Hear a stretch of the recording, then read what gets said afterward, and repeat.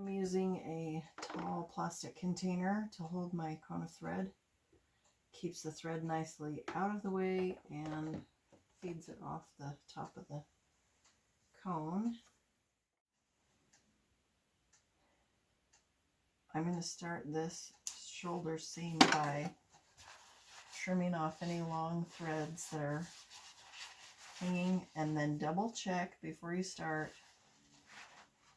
that the two edges are about within 1/4 of an inch of each other's length. This one looks really good. If one of these is longer than the other one by more than about 1/4 inch, then take it to the sergers and have them fix it.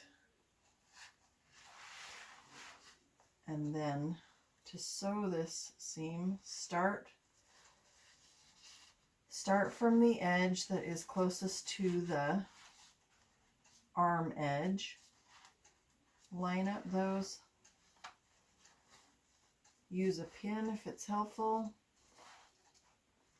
And one trick is to start with your needle about 1 inch from the edge and go backwards and then forwards.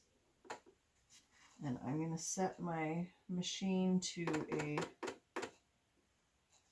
medium to long stitch length, and we're going to use a 1/2 inch seam allowance. So I'm going to put that under. Maybe I do want a pin. There we go.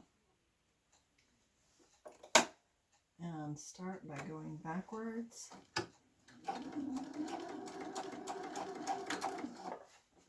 And then forwards.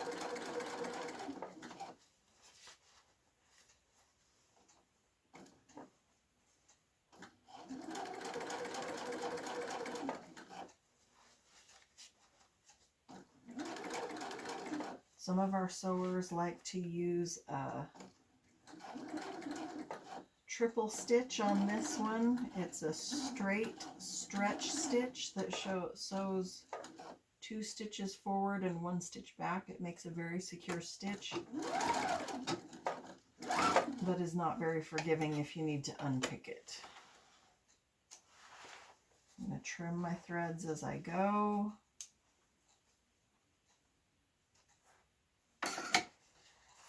Okay, then open the seam allowance flat and tack it down.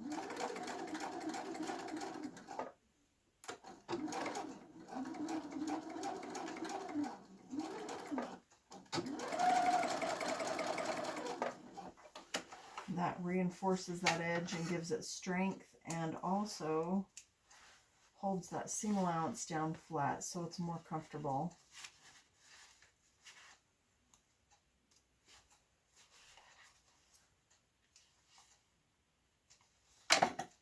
I'm going to do that on the armhole edge and the neck edge.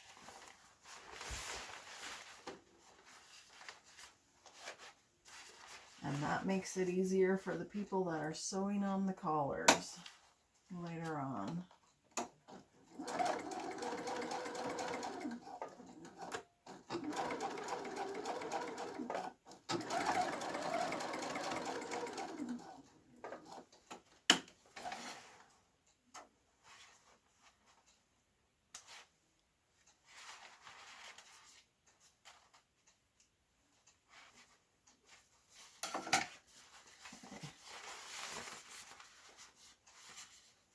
That extra reinforcing stitch looks really nice if you just line it up with the top stitching that's already there.